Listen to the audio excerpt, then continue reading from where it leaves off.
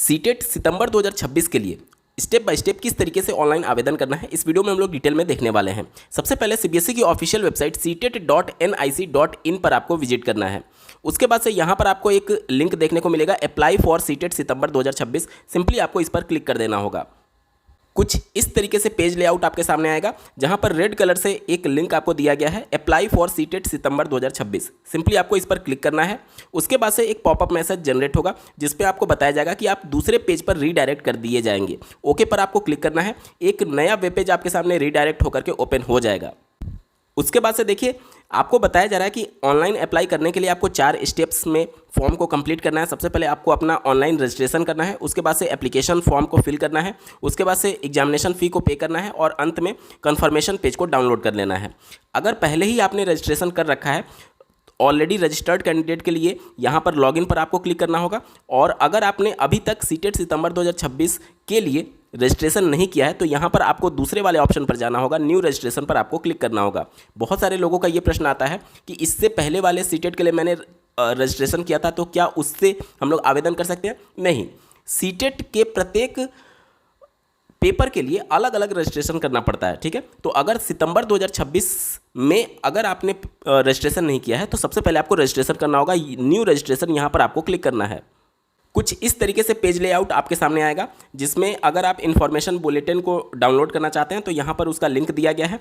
नीचे आप देख सकते हैं फीस के बारे में इन्फॉर्मेशन दी गई है। सारे इंस्ट्रक्शंस को ध्यानपूर्वक पढ़ने के बाद से आपको नीचे यहाँ पर एक चेकबॉक्स दिखेगा। इस चेकबॉक्स पर सिंपली टिक करना है आपको, और उसके बाद से नीचे दिया गया है क्लिक हियर टू प्रोसीड, इसी पर आपको सिंपली क्लिक कर देना है। रजिस्ट्रेशन करने के लिए फॉर्म आपके सामने ओपन हो जाएगा। सबसे पहले आपसे आपके पर्सनल डिटेल के बारे में पूछा जा रहा है। यहाँ पर क्लियर ये इन्फॉर्मेशन दिया गया है कि जो भी आप डिटेल भरेंगे वो 10th के सर्टिफिकेट या फिर मार्कशीट जो कि किसी बोर्ड के द्वारा जारी किया गया है उसके अनुसार ही आपको भरना होगा। ठीक है, यहाँ पर सबसे पहले कैंडिडेट का नेम भरना है। कैंडिडेट अपने फादर का नेम भरेंगे, अपनी मदर का नेम भरेंगे। यहाँ पर ड्रॉप डाउन मेनू से आप डे, मंथ और ईयर को सेलेक्ट करके अपना डेट ऑफ बर्थ सेलेक्ट करेंगे। उसके बाद से यहाँ पर ड्रॉप डाउन मेनू है, इस पर क्लिक करके आप अपना जेंडर, मेल, फीमेल या फिर ट्रांसजेंडर जो भी आपके केस में एप्लीकेबल होगा उसको आपको सेलेक्ट करना होगा। उसके बाद से यहाँ पर आइडेंटिटी टाइप, यहाँ पर देखिए एक ड्रॉप डाउन मेनू दिया गया है। जैसे इस पर आप क्लिक करेंगे तो एक आईडी आपको सेलेक्ट करना होगा, जिसमें voter ID, passport, bank passbook with photograph, ration card with photograph और any other government identity with photograph और ड्राइविंग लाइसेंस का ऑप्शन आपको दिया गया है। अगर आपके पास पैन कार्ड है या फिर आधार कार्ड है और उसके थ्रू आप अप्लाई करना चाहते हैं तो इस वाले ऑप्शन को आपको चुनना होगा। ठीक है, और जैसे इस पर आप चुनेंगे उसके बाद से नीचे आपके लिए एक और ऑप्शन खुल जाएगा। देखिए, inter valid government identity number. तो जो भी आईडी आपने यहाँ पर सेलेक्ट किया था उसका आईडी नंबर यहाँ पर डालना है। आईडी नंबर क्या होता है? अगर आपने पैन कार्ड के आधार पर अप्लाई करना चाहते हैं तो पैन नंबर यहाँ पर डालेंगे, और अगर आप आधार कार्ड के आधार पर आगे प्रोसीड होना चाहते हैं तो आधार का जो 12 डिजिट नंबर होता है वो यहाँ पर आपको सबमिट करना होगा। ठीक है, उसके बाद से नीचे आप जाएंगे, यहाँ पर आपको बोला जा रहा है कन्फर्म पर्सनल डिटेल्स। अब जो भी डिटेल आपने ऊपर भरा है, जैसे कैंडिडेट का नाम, कैंडिडेट के फादर का नाम, कैंडिडेट के मदर का नाम, वो सब कुछ आपको पुनः यहाँ पर भरना होगा। इसी तरीके से डेट, मंथ और ईयर ड्रॉप डाउन मेनू से आप अपना डेट ऑफ बर्थ कंफर्म करेंगे और जेंडर को आप कंफर्म करेंगे। ठीक है, उसके बाद से नीचे आप जाएंगे तो यहाँ पर कॉन्टैक्ट डिटेल के बारे में आपसे पूछा जा रहा है, जिसमें यहाँ पर आप देख सकते हैं प्रीमाइस नंबर या फिर नेम। तो जो आपका बिल्डिंग का नाम होता है, जैसे किसी अपार्टमेंट में आप रह रहे हैं, उस सोसाइटी का कुछ नाम है तो यहाँ पर आप देख सकते हैं, या फिर आपके पर्टिकुलर किसी मकान के बिल्डिंग का जो नाम है वो यहाँ पर आप दे सकते हैं। ठीक है, उसके बाद से यहाँ पर सब लोकेलिटी, ये ऑप्शनल है, भरना चाहें तो भर सकते हैं, अन्यथा कोई ज़रूरत नहीं है। सब लोकेलिटी का मतलब कि आसपास कोई लोकल एरिया जिसे आप भरना चाहते हैं। ठीक है, उसके बाद से लोकेलिटी आपको भरना होगा, यहाँ पर कंट्री आपको भरना होगा, स्टेट भरना होगा, डिस्ट्रिक्ट भरना होगा, पिन कोड भरना होगा। अगर ये सारी चीज़ें नहीं समझ में आ रही हैं तो सिंपली आप इसको, ये तो ऑप्शनल है, इसको छोड़ सकते हैं। और इसके बाद से यहाँ पर आप अपना मकान नंबर डाल सकते हैं और पूरा एड्रेस आप अपना यहाँ पर लिख दीजिएगा। कंट्री आप यहाँ पर सेलेक्ट कर लेंगे, स्टेट यहाँ पर, डिस्ट्रिक्ट यहाँ पर और पिन कोड यहाँ पर डाल करके आप आगे प्रोसीड होंगे। ठीक है, उसके बाद से नीचे आपसे पूछा जा रहा है इलेक्ट्रॉनिक कम्युनिकेशन एड्रेस, मतलब कि अब आपसे आपका ईमेल एड्रेस और मोबाइल नंबर कंफर्म करने के लिए बोला जाएगा। तो जो भी आप ईमेल डालना चाहते हैं वो यहाँ पर डालेंगे, उसको कंफर्म करेंगे, मोबाइल नंबर यहाँ पर डालेंगे और मोबाइल नंबर कंफर्म करेंगे। ध्यान दीजिएगा कि ईमेल आईडी और मोबाइल दोनों आपका ही होना चाहिए, क्योंकि इन फ्यूचर जब भी आयोग को कम्युनिकेट करना होगा आपके फॉर्म से रिलेटेड, या फिर कई बार आयोग के द्वारा जैसे फ़ोटो साफ नहीं आता है तो वो बार बार आपको मैसेज करते हैं कि आप अपना फ़ोटो अपडेट करिए, या फिर करेक्शन फेज में उसको करेक्शन का मौका दिया जाता है। तो उस कंडीशन में अगर आयोग आपसे कम्युनिकेट करना चाहेगा तो इसी ईमेल आईडी और फ़ोन नंबर पर आपको कॉन्टैक्ट करेगा। तो मेक श्योर कि ये आप ही का होना चाहिए और आपको वेरीफाई भी करना होगा, ठीक है।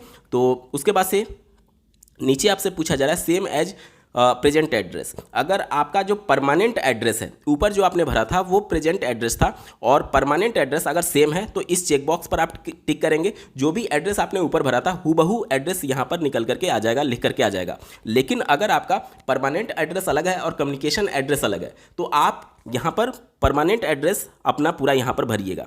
यहाँ पर मैं सुझाव देना चाहूँगा, सीबीएसई बोर्ड अब आपसे एग्जामिनेशन सेंटर का ऑप्शन नहीं मांगता है। तो जो भी आप कम्युनिकेशन एड्रेस भरेंगे, यानी जो प्रेजेंट एड्रेस आप भरते हैं, उसी के हिसाब से आपका एग्जामिनेशन सेंटर दे दिया जाता है। जैसे मान लेते हैं उदाहरण के तौर पर कोई बिहार का कैंडिडेट है जो कि दिल्ली में रह करके पढ़ाई कर रहा है, तैयारी कर रहा है, तो उस कंडीशन में अगर आपने प्रेजेंट एड्रेस दिल्ली का दिया और परमानेंट एड्रेस बिहार का दिया तो सेंटर आपको दिल्ली के आसपास मिलने की संभावना रहेगी। इसी तरीके से मान लेते हैं बिहार का कोई कैंडिडेट है और इलाहाबाद में रह करके तैयारी कर रहा है प्रयागराज में, तो अगर आपने प्रेजेंट एड्रेस प्रयागराज वाला दिया तो प्रयागराज में ही सेंटर मिलने की संभावना रहती है। तो आप विशेष तौर पर ध्यान दे लीजिएगा, अगर आप अपने परमानेंट एड्रेस से अलग हैं तो प्रेजेंट एड्रेस में वो वाला एड्रेस भरिएगा जहां पर अभी आप रह करके पढ़ाई कर रहे हैं और एग्जामिनेशन सेंटर जहां पर आप चाह रहे हैं। उम्मीद करता हूं चीज़ों को आप समझ पा रहे होंगे, ठीक है।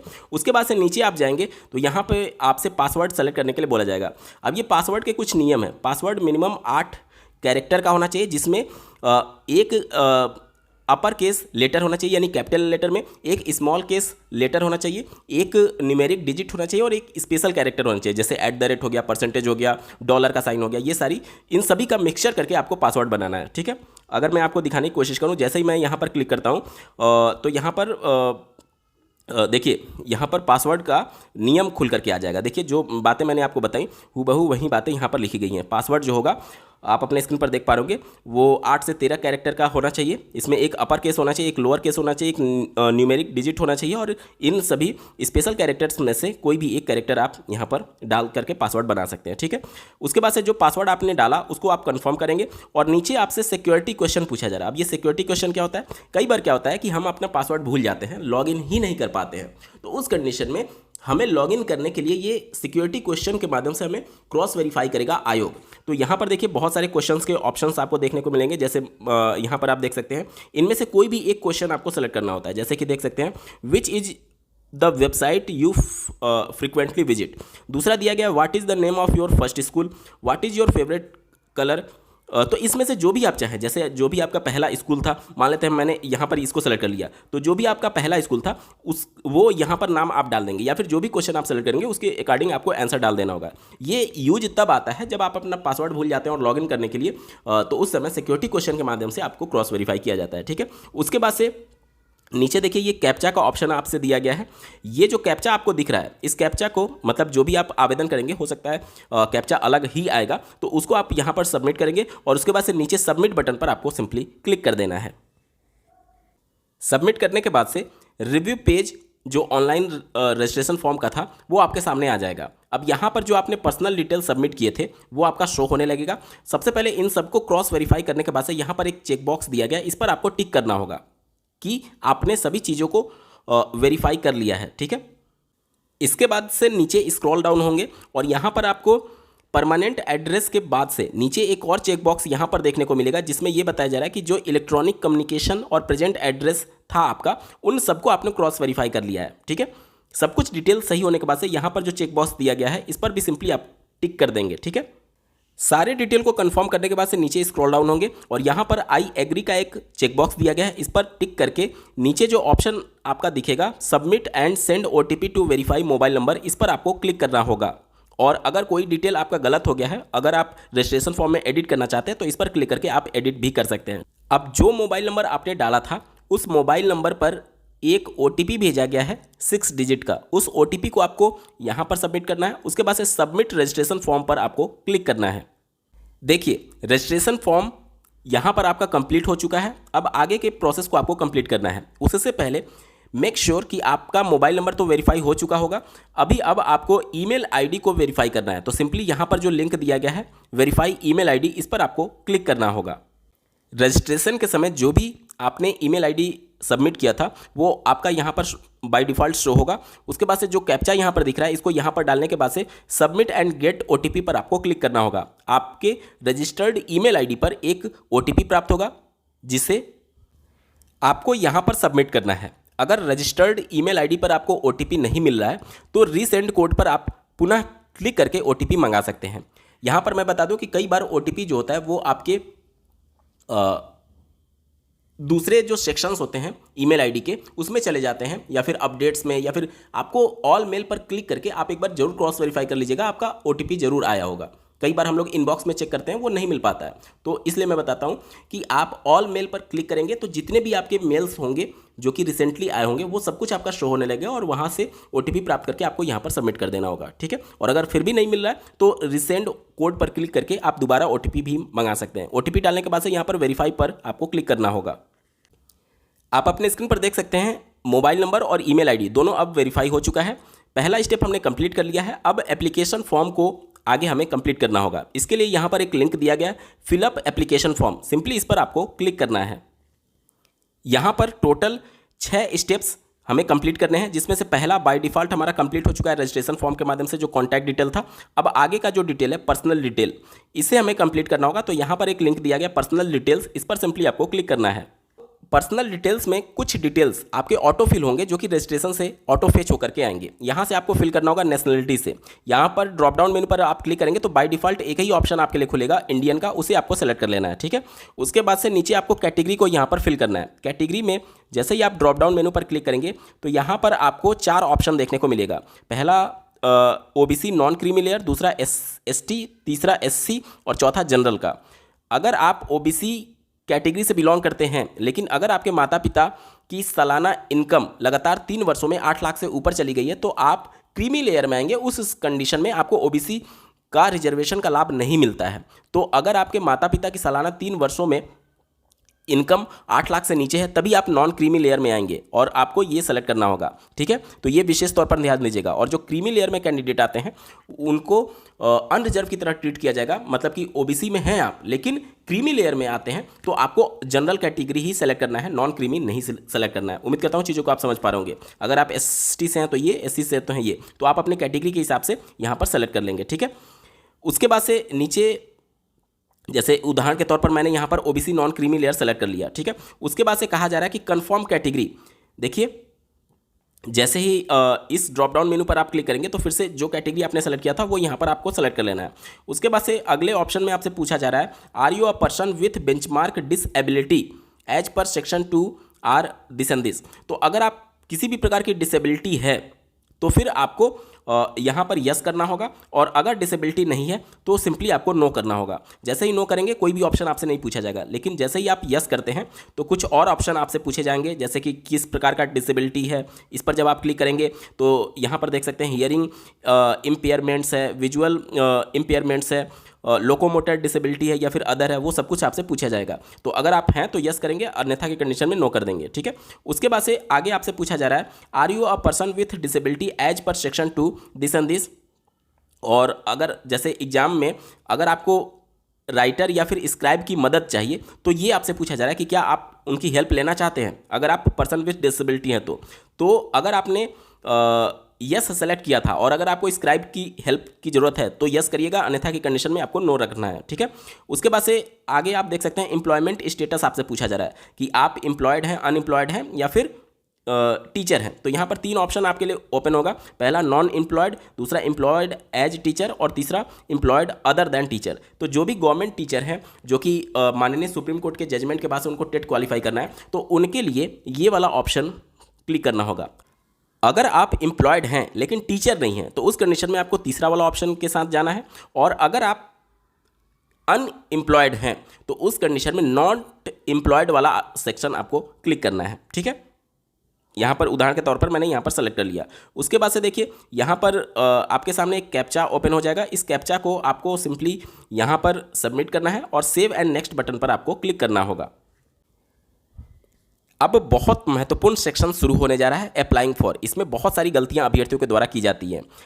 यहाँ पर ध्यानपूर्वक देखिएगा। पहले हमसे पूछा जा रहा है अप्लाइंग फॉर, मतलब कि आप सीटेट दो पेपर का आयोजन करता है, पेपर 1 और पेपर 2। पेपर 1 जो होता है वो प्राइमरी के लिए यानी कक्षा 1 से 5 के शिक्षक बनने के लिए होता है, और अपर प्राइमरी यानी पेपर 2 जो होता है वो 6 से 8 की शिक्षक बनने के लिए होता है। तो इनमें से किसके लिए आप अप्लाई करना चाहते हैं, और अगर आप एलिजिबल हैं तो दोनों पेपर भी आप एक साथ अप्लाई कर सकते हैं। मैं आपको सजेस्ट करना चाहूँगा कि अगर आपको दोनों पेपर अप्लाई करना है तो एक ही फॉर्म के माध्यम से करिएगा, अन्यथा की कंडीशन में अगर आपने अलग अलग रजिस्ट्रेशन कर लिया तो उस कंडीशन में हो सकता है कि एग्जामिनेशन सेंटर भी आपको अलग अलग देखने को मिले। तो अगर आपको दोनों पेपर के लिए अप्लाई करना है तो ये वाले ऑप्शन के साथ आपको जाना होगा, ठीक है। मैं यहाँ पर एग्जाम्पल के तौर पर दोनों पेपर को सेलेक्ट कर लेता हूँ।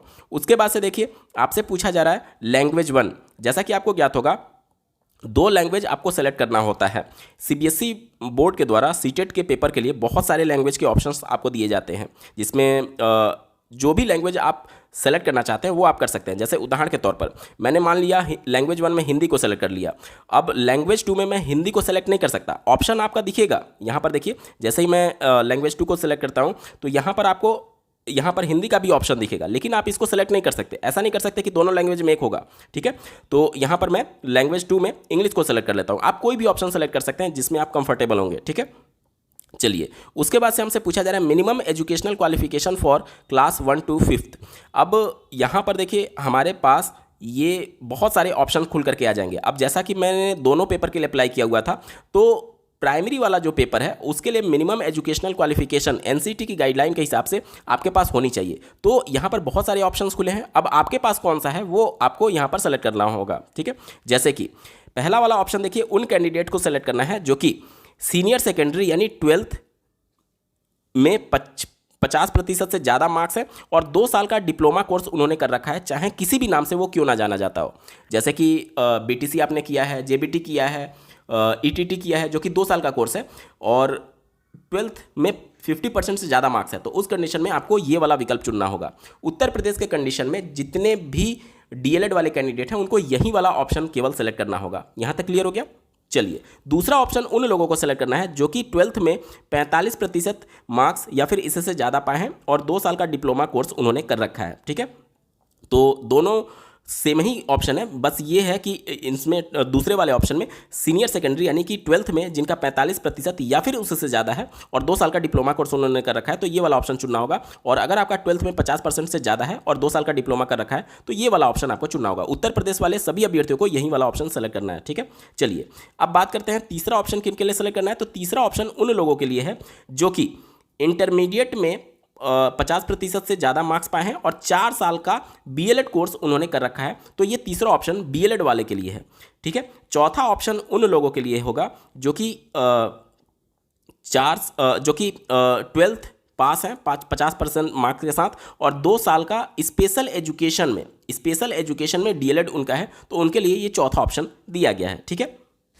तो आपको आपके अकॉर्डिंग ड्रॉप डाउन मेनू से आप क्लिक करेंगे और यहाँ पर चारों ऑप्शन आपके लिए ओपन हो जाएगा। जो भी ऑप्शन आप पर एप्लीकेबल होगा वो आपको सेलेक्ट कर लेना है। जैसे उत्तर प्रदेश के कंडीशन में यहाँ पर पहला वाला ऑप्शन होगा, और ये उत्तर प्रदेश नहीं 90% जितने भी डीएलएड वाले कैंडिडेट होंगे उनके लिए पहला वाला ही ऑप्शन होगा, क्योंकि एनसीटी की गाइडलाइन के हिसाब से पेपर 1 के लिए मिनिमम एलिजिबिलिटी जो है वो 12th प्लस डीएलएड ही है, ठीक है। यहाँ तक क्लियर हो गया। चलिए अब बात करते हैं, चूंकि मैंने दोनों पेपर के लिए अप्लाई किया हुआ था तो मैंने प्राइमरी वाला तो यहाँ पर सेलेक्ट कर लिया ऑप्शन। अब अपर प्राइमरी का ऑप्शन हमें यहाँ पर ड्रॉप डाउन मेनू से सेलेक्ट करना है।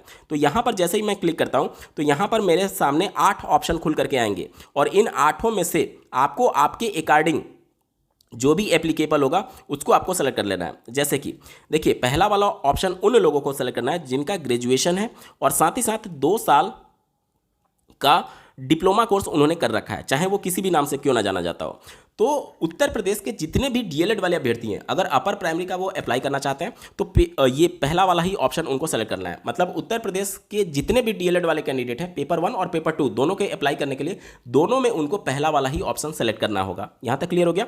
चलिए बात करते हैं दूसरे वाले ऑप्शन को किसको सेलेक्ट करना है। तो जिनका मिनिमम ग्रेजुएशन में 50% या फिर पोस्ट ग्रेजुएशन में 50% है और साथ ही साथ बीएड कोर्स उन्होंने कर रखा है, यानी कि आपका यूजी यानी कि अंडर ग्रेजुएट यानी कि ग्रेजुएशन या फिर पीजी पोस्ट ग्रेजुएट, इन दोनों में से किसी में भी 50% से ज़्यादा मार्क्स है और साथ ही साथ बीएड आपने कर रखा है, तो उनके लिए दूसरा ऑप्शन होगा। तीसरा ऑप्शन उन लोगों के लिए है जिनका ग्रेजुएशन में 45% मार्क्स है या फिर इससे से ज़्यादा है और बीएड कोर्स कर रखा है, तो उनके लिए तीसरा वाला ऑप्शन होगा, ठीक है। चौथा ऑप्शन उन लोगों के लिए है जो कि सीनियर सेकेंडरी यानी 12th में जिनके 50% या फिर इससे ज़्यादा मार्क्स हैं और 4 साल का बीएलएड कोर्स उन्होंने कर रखा है, तो चौथा ऑप्शन उनके लिए होगा। ठीक है, पांचवा ऑप्शन उन लोगों के लिए होगा जो कि सीनियर सेकेंडरी यानी कि 12th में जिनके 50% से ज़्यादा मार्क्स हैं और 4 साल का जो इंटीग्रेटेड कोर्स होता है बीए बीएड या फिर बीएससी बीएड, तो उनको ये पांचवा वाला ऑप्शन सेलेक्ट करना होगा। छठा ऑप्शन उन लोगों के लिए होगा जो कि स्पेशल एजुकेशन में बीएड किए हुए हैं और मिनिमम 50% मार्क्स उनका ग्रेजुएशन में है और स्पेशल एजुकेशन है, तो छठा ऑप्शन उनके लिए है। सातवां ऑप्शन किसके लिए, ध्यान से देखिएगा। सातवां ऑप्शन उन लोगों के लिए जो कि any candidate having qualified BEd program recognised by NCT is eligible to appear in TET CTET moreover as per the existing TET guidelines circulated vide NCT letter this and this. A person who is pursuing any of the teacher education course recognized by the NCT or RCI as the case may be specified in NCT notification 23 August 2010 is also qualified to appear in TET CTET। यानी कि कोई भी ऐसा graduate candidate जो कि BEd qualified है और NCT के दिनांक 23 अगस्त 2010 के नोटिफिकेशन के हिसाब से टेट में अपीयर होने के लिए एलिजिबल है, तो उनको ये सातवां ऑप्शन चुनना होगा। अब बहुत सारे अभ्यर्थी यहाँ पर ये कन्फ्यूज हो जाएंगे कि सातवां में भी ग्रेजुएशन प्लस बीएड की बात की गई है और दूसरे वाले ऑप्शन में भी ग्रेजुएशन प्लस बीएड की बात की गई है, तो हमें कौन सा सेलेक्ट करना है।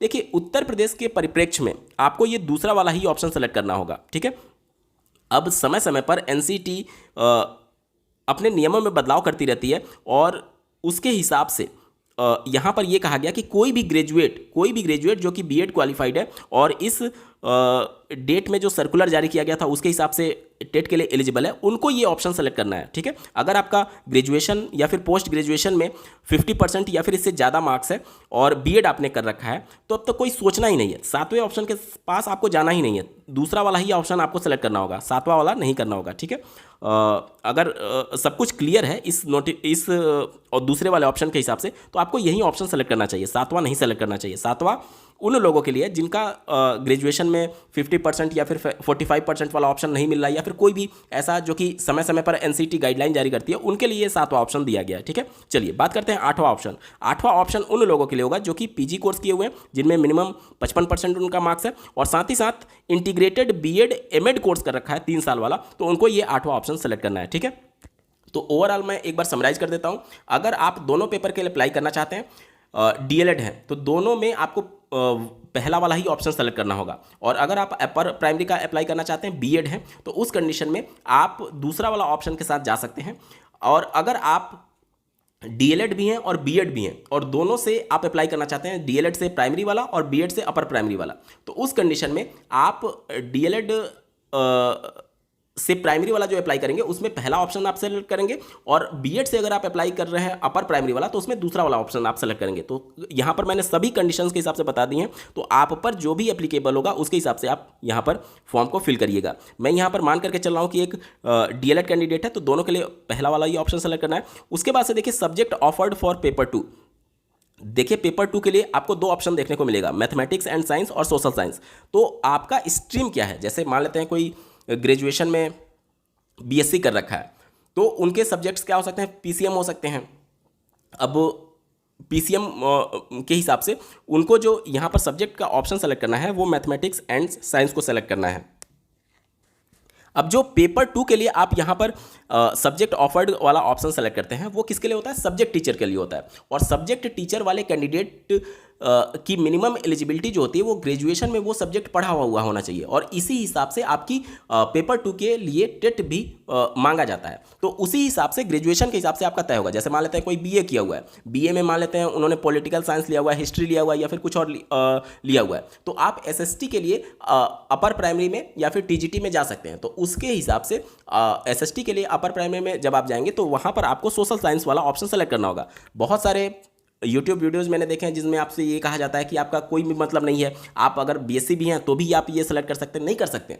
बिहार में जो टीआरई 1, 2, 3 हुआ था उसमें ऐसे बहुत सारे कैंडिडेट थे जो कि अपर प्राइमरी में सेलेक्ट हुए थे, लेकिन उन्होंने मैथ से वो सेलेक्ट हुए और उन्होंने इससे पेपर क्वालिफाई कर लिया था, तो उनको बाहर निकाल दिया गया था। ये बहुत छोटी बात है हमें लगता है, लेकिन एक्चुअली में ये बहुत बड़ी प्रॉब्लम क्रिएट कर सकता है। तो आप अपने ग्रेजुएशन के स्ट्रीम के हिसाब से और जिस सब्जेक्ट के लिए आप एलिजिबल हैं उसी के हिसाब से आपको यहाँ पर सेलेक्ट करना होता है। उम्मीद करता हूँ चीज़ों को आप समझ पा रहे होंगे। जैसे अगर आपने कॉमर्स से पढ़ाई किया है ग्रेजुएशन में, तो उस कंडीशन में आपको एसएसटी के साथ जाना पड़ेगा, सोशल साइंस के साथ जाना पड़ेगा। अगर आपने बीबीए किया हुआ है तो भी आप सोशल साइंस सेलेक्ट करेंगे।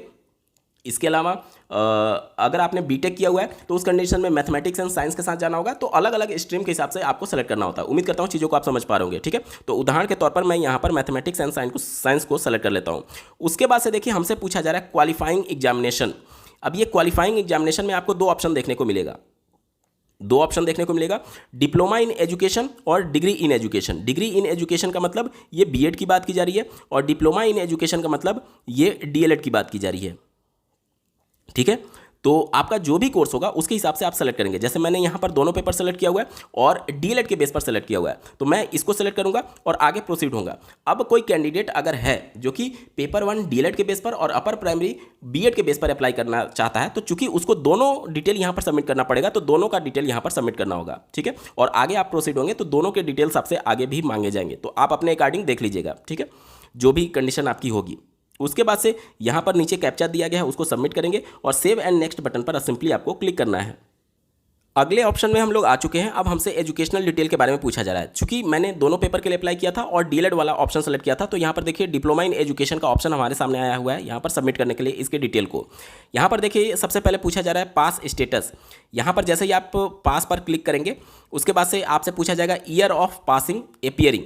तो चूंकि मैंने यहाँ पर पास को सेलेक्ट किया हुआ है, ध्यान से देखिएगा, मैंने यहाँ पर पास को सेलेक्ट किया हुआ है, तो जिस भी ईयर में आपका फाइनल रिजल्ट घोषित हुआ था उस ईयर को यहाँ पर सेलेक्ट कर लेना है। जैसे कि उदाहरण के तौर पर मैं मानता हूँ, जैसे 2018 बैच है उत्तर प्रदेश में डीएलएड का, तो 2018 अगर आप कायदे से देखेंगे तो 2 साल का कोर्स है, तो 2020 में इनका पास हो जाना चाहिए। लेकिन जो इनका फाइनल रिजल्ट आया था वो 2021 में आया था। आपके मार्कशीट या फिर सर्टिफिकेट पर जो रिजल्ट डिक्लेयरिंग डेट है वो भी 2021 मेंशन है। तो 2018 वाले बैच अपना ईयर ऑफ पासिंग में 2020 ना भर करके 2021 भरना होगा, क्योंकि आपका रिजल्ट पर जो डेट है वही डेट आपको यहाँ पर ईयर के तौर पर सबमिट करना होगा। आप अपने मार्कशीट पर या फिर सर्टिफिकेट पर इसको देख सकते हैं। बहुत सारे लोगों के मन में ये प्रश्न हो सकता है कि अभी मेरा अपीयरिंग में है तो हमें कैसे भरना होगा। आप वीडियो के साथ बने रहिएगा, मैं आगे उसके बारे में भी बताने वाला हूँ, ठीक है।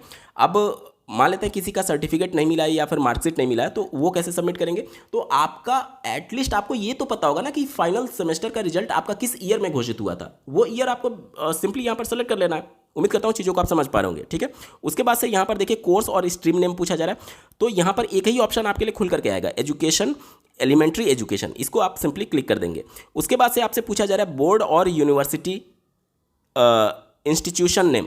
यहाँ पर देखिए ये ऑब्लिक करके दिया गया है, बोर्ड भी दिया गया है, यूनिवर्सिटी भी दिया गया है और इंस्टीट्यूशंस नेम भी दिया गया है। बोर्ड का मतलब कि जो यहाँ पर पीएनपी के द्वारा रिजल्ट घोषित किया जाता है, आपके मार्कशीट पर और सर्टिफिकेट पर भी परीक्षा नियामक प्राधिकारी लिखा होता है, जिसे इंग्लिश में एग्जामिनेशन रेगुलेटरी अथॉरिटी के नाम से जाना जाता है। तो यहाँ पर आप examination regulatory authority Prayagraj Uttar Pradesh भी लिख सकते हैं। यूनिवर्सिटी, अगर आपका कोई डीम्ड यूनिवर्सिटी है तो यूनिवर्सिटी का नाम भी लिख सकते हैं, और अगर आप जिस कॉलेज से हैं उसका नाम लिखना चाहें तो वो भी यहाँ पर लिख सकते हैं, कोई भी दिक्कत नहीं होगा, क्योंकि ऑब्लिक करके दिया गया है। तीनों में से कोई भी आप यहाँ पर डाल सकते हैं, ठीक है। तो यहाँ पर देखिए सेलेक्ट करने के लिए बोला जा रहा है। जैसे ही सेलेक्ट करने के लिए आप क्लिक करेंगे तो बहुत सारे ऑप्शंस आपके सामने यहाँ पर ओपन हो जाएंगे, ठीक है। बहुत सारे ऑप्शंस आपके सामने ओपन हो जाएंगे। अगर आपके कॉलेज का नाम यहाँ पर दिख रहा है तब तो आप सेलेक्ट कर लीजिए। कॉलेज का नाम नहीं दिख रहा है, अगर आप डीम्ड यूनिवर्सिटी से हैं, यूनिवर्सिटी का नाम दिख रहा है तो आप सेलेक्ट कर सकते हैं, वो भी नहीं दिख रहा है तो अगर आपका बोर्ड दिख रहा है तो वो आप सेलेक्ट कर सकते हैं, वो भी नहीं दिख रहा है, कुछ भी नहीं दिख रहा है तो यहाँ पर सबसे नीचे जाएंगे। आप देखिए सबसे नीचे आपको जाना होगा और अदर का ऑप्शन आपको देखने को मिलेगा। मैं आपको दिखा रहा हूँ, बहुत सारे ऑप्शंस दिए गए हैं। सबसे नीचे जब आप जाएंगे तो यहाँ पर आपको दिखेगा अदर का ऑप्शन। देखिए मैं स्क्रॉल डाउन होते होते नीचे आ गया और यहाँ पर अदर्स का ऑप्शन मुझे आ गया। अब अदर्स का ऑप्शन जैसे ही आप क्लिक करेंगे तो अब आपसे आपके इंस्टीट्यूट या फिर बोर्ड का नाम भरने के लिए ऑप्शन आ जाएगा। देखिए मैंने अदर को सेलेक्ट किया हुआ है और यहाँ पर देखिए जैसे ही मैंने अदर को सेलेक्ट किया तो बोर्ड और यूनिवर्सिटी या फिर इंस्टीट्यूट का नाम भरने के लिए आ गया। तो अब यहाँ पर आप अगर आप चाहें तो एग्जामिनेशन रेगुलेटरी अथॉरिटी प्रयागराज डाल सकते हैं। उत्तर प्रदेश से अगर आपने डीएलएड किया हुआ है तो उस कंडीशन में मैं बता रहा हूँ, ठीक है। एग्जामिनेशन रेगुलेटरी अथॉरिटी प्रयागराज आप कर सकते हैं, ठीक है। यहाँ तक क्लियर हो गया। उसके बाद से रिजल्ट मोड हमसे पूछा जा रहा है। तो रिजल्ट मोड में 2 ऑप्शन खुल करके आएगा, एक परसेंटेज का और दूसरा सीजीपीए का। तो उत्तर प्रदेश में परसेंटेज वाला ऑप्शन आपको सेलेक्ट कर लेना है। आप जिस भी स्टेट से हैं आप अपना रिजल्ट मोड देख लीजिएगा, सीजीपीए मोड में है या फिर परसेंटेज मोड में है, उसको आपको यहाँ पर सेलेक्ट कर लेना है। जैसे ही इस पर आप क्लिक करते हैं उसके बाद से आपको आपके मार्क्स के डिटेल भरने हैं। तो डीएलएड टोटल 3200 मार्क्स का होता है, तो टोटल मार्क्स में आप 3200 डाल देंगे और ऑब्टेन्ड मार्क्स में जितना भी आपका होगा उसके हिसाब से आपको डाल देना है। मैं यहाँ पर एक एग्जांपल के तौर पर सिंपली डाल देता हूँ। उसके बाद से यहाँ पर देखिए परसेंटेज ऑटोमेटिक कैलकुलेट होकर के आ जाएगा। उसके बाद से देखिए पूछा जा रहा है institute pin code. Institute pin code मतलब आप जिस संस्था से डीएलएड किए हुए हैं वो संस्था जहाँ पर सिचुएटेड है वहाँ का पिन कोड आपको डालना है। बहुत सारे लोग गलती क्या कर देते हैं कि यहाँ पर जो उन्होंने examination regulatory authority Prayagraj select किया हुआ है वो पीएनपी जहाँ पर है वहाँ का पिन कोड डाल देते हैं। वहाँ का नहीं पूछा जा रहा है, यहाँ पर क्लियर लिखा गया है इंस्टीट्यूट का पिन कोड, मतलब जहाँ से आप हैं, आपने डीएलएड कोर्स किया हुआ है उस जगह का पिन कोड आपसे पूछा जा रहा है। तो वो पिन कोड आप यहाँ पर डालेंगे और कैप्चा डाल करके आपको नीचे next save and next button पर क्लिक करना होगा। ये तो मैंने बता दिया उन लोगों के लिए जो कि पास हैं। अब मान लेते हैं कोई अपीयरिंग कैंडिडेट है और उनको अप्लाई करना है, तो वो कैसे करेंगे? तो यहाँ पर सिंपली आपको अपीयरिंग सेलेक्ट करना होगा। अपीयरिंग सेलेक्ट करेंगे, उसके बाद से मान लेते हैं कि कोई अपीयरिंग कैंडिडेट है जो कि इस साल एडमिशन लिया हुआ है, मान लेते हैं 2026 में, और 2028 में जाकर के मान लेते हैं उसका कोर्स कंप्लीट होगा। तो यहाँ पर अपीयरिंग जैसे ही आप सेलेक्ट करेंगे तो यहाँ पर एक एक्सपेक्टेड जो डेट हो सकता है अपीयरिंग का, वो कब आपका कंप्लीट होगा, तो वो यहाँ पर आप डाल सकते हैं। जैसे अपीयरिंग किया और ईयर ऑफ पासिंग ऑब्लिक करके अपीयरिंग लिखा हुआ है, तो 2026 में मैंने एडमिशन लिया, तो मैं मान करके चल रहा हूँ कि 2028 में मेरा ईयर ऑफ पासिंग हो जाएगा, तो मैं यहाँ पर 2028 डाल दे रहा हूँ। उसके बाद से नीचे जाएंगे तो यहाँ पर कोर्स और स्ट्रीम नेम में एक ही ऑप्शन मिलेगा, आप इसको सेलेक्ट कर लेंगे। उसके बाद से यहाँ पर देखिए आपसे बोर्ड और इंस्टीट्यूशन नेम पूछा जा रहा है, तो यहाँ पर सेम ऑप्शन अगर आपका मिल रहा है तो ठीक है, अन्यथा की कंडीशन में अदर डाल करके आप अपना इंस्टीट्यूट नाम यहाँ पर डाल देंगे। मैंने यहाँ पर रैंडमली पिक कर लिया है, ठीक है, मैंने यहाँ पर रैंडमली पिक कर लिया है, आपको आपके अकॉर्डिंग भरना होगा, ठीक है। उसके बाद से देखिए यहाँ पर रिजल्ट मोड, पहले रिजल्ट मोड में परसेंटेज और सीजीपीए का ऑप्शन आ रहा था, अब रिजल्ट मोड में कोई भी ऑप्शन नहीं आएगा। क्यों नहीं आएगा? क्योंकि मैंने यहाँ पर अपीयरिंग को सेलेक्ट किया हुआ है और अपीयरिंग में मुझे पता नहीं है कि मेरा मार्क्स कितना आएगा, इस वजह से यहाँ पर मार्क्स के डिटेल आपसे पूछे ही नहीं जाएंगे। और उसके बाद से नीचे देखिए इंस्टीट्यूट पिन कोड, तो आप अपने संस्था जहाँ पर भी सिचुएटेड है वहाँ का पिन कोड डालेंगे और कैप्चा यहाँ पर सबमिट करने के बाद से सेव एंड नेक्स्ट बटन पर सिंपली आपको क्लिक कर देना होगा। यहाँ तक क्लियर हो गया? उसके बाद से अब आपको आपका डॉक्यूमेंट अपलोड करना है, जिसमें फोटोग्राफ और सिग्नेचर को आपको अपलोड करना है। ध्यान दीजिएगा, फोटोग्राफ जो होगा वो 10 से लेकर के 200 KB के बीच में होना चाहिए और इसका जो फॉर्मेट होगा वो जेपीजी या फिर जेपीईजी फॉर्मेट में होना चाहिए और सिग्नेचर भी आपका सेम फॉर्मेट में होगा और इसकी जो साइज होगी वो 4 से लेकर के 30 KB के बीच में होना चाहिए। एक एक करके आपको अपलोड करना होगा। सबसे पहले फोटोग्राफ अपलोड करने के लिए यहाँ पर चूज फाइल पर आप क्लिक करेंगे। आपको आपके डिवाइस के स्टोरेज में ले जाया जाएगा और जहां पर भी आपका फोटो होगा उस पर क्लिक करके आप सेलेक्ट कर लेंगे। फोटो आपका यहां पर आ चुका। अब देखिए एक्शन वाले में अपलोड का ऑप्शन हाईलाइट हो जाएगा, इस पर सिंपली आपको क्लिक कर देना है। उसके बाद से देखिए व्यू वाले ऑप्शन में एक लिंक ओपन हो जाएगा, click here to view uploaded document. एक बार क्लिक करके जरूर कंफर्म कर लीजिएगा कि जो फोटो आपने अपलोड किया है वो सही है या नहीं, खास करके जो साइबर कैफे के माध्यम से अपना फॉर्म सबमिट करें, क्योंकि वहाँ पर उनके डिवाइस में बहुत सारे कैंडिडेट्स के फोटो होते हैं, कई बार वो बाय मिस्टेक दूसरे का फोटो अपलोड हो जाता है। तो मेक श्योर करने के लिए आप जरूर एक बार क्लिक करके अपलोडेड डॉक्यूमेंट को क्रॉस वेरीफाई कर लीजिएगा। उसके बाद से सिग्नेचर आपको अपलोड करना है, तो सेम ही प्रोसेस होगा जो कि आपने फोटोग्राफ के लिए किया था, तो वही प्रोसीजर हमें फिर से करना होगा सिग्नेचर के लिए, ठीक है। उसके बाद से ये कैप्चा आपको यहाँ पर सबमिट करना होगा और सेव एंड नेक्स्ट बटन पर आपको सिंपली क्लिक करना है। उसके बाद से देखिए फाइनल सबमिट के लिए रिव्यू पेज पर आप आ चुके हैं। यहाँ पर देख लीजिए, नीचे स्क्रॉल डाउन होकर के सारे डिटेल्स को आपको क्रॉस वेरीफाई कर लेना है कि कोई भी गलती तो आपकी नहीं रह गई है। ऊपर के डिटेल्स को क्रॉस वेरीफाई करेंगे तो यहाँ पर एक चेक बॉक्स दिया गया है, इस पर क्लिक करके आप अपना कंसेंट देंगे कि आपने सारे डिटेल्स को क्रॉस वेरीफाई कर लिया है। उसके बाद से नीचे स्क्रॉल डाउन होंगे, फिर नीचे देखिए ऊपर के डिटेल आपने क्रॉस वेरीफाई कर लिया, तो यहाँ पर फिर से एक चेक बॉक्स आएगा, इसको भी आपको टिक करना होगा। और उसके बाद से डिप्लोमा इन एजुकेशन से रिलेटेड जो भी डिटेल्स आपके थे उसको आपने क्रॉस वेरीफाई कर लिया है, इसके लिए भी आप पर चेक बॉक्स दिया गया, इस पर सिंपली आपको क्लिक करना होगा, ठीक है।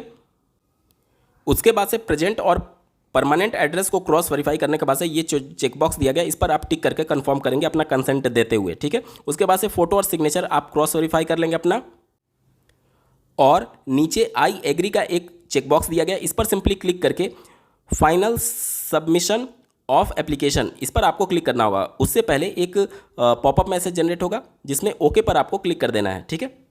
उसके बाद से आपका जो रजिस्ट्रेशन फॉर्म है, एप्लीकेशन फॉर्म है, वो फाइनली सबमिट हो जाएगा। उसके बाद से फ़ी पेमेंट करने का ऑप्शन आपके सामने आ जाएगा। फ़ी पेमेंट करने का प्रोसीजर आप पूरी तरीके से जान रहे हैं। जिस भी मोड में आपको पेमेंट करना होगा, आप अपना फॉर्म का फ़ी पेमेंट कर देंगे। उसके बाद से आप अपने कन्फर्मेशन पेज को डाउनलोड भी कर पाएंगे और आपके रजिस्टर्ड ईमेल आईडी पर वो सेंड भी कर दिया जाता है आयोग के द्वारा। तो ये पूरा कंप्लीट प्रोसेस है सीटेट सितंबर 2026 के लिए, स्टेप बाय स्टेप किस तरीके से आवेदन करना है इसके लिए। आपको ये वीडियो कैसा लगा, मेरा एफर्ट कैसा लगा, कमेंट के माध्यम से जरूर बताइएगा। और किसी भी प्रकार का कोई भी डाउट है इस फॉर्म से रिलेटेड तो आप कमेंट के माध्यम से पूछ सकते हैं। ऐसे ही महत्वपूर्ण अपडेट के लिए इस चैनल को सब्सक्राइब करना ना भूलें। इस वीडियो को देखने के लिए आपका बहुत बहुत धन्यवाद। भगवान करे आपका दिन शुभ हो।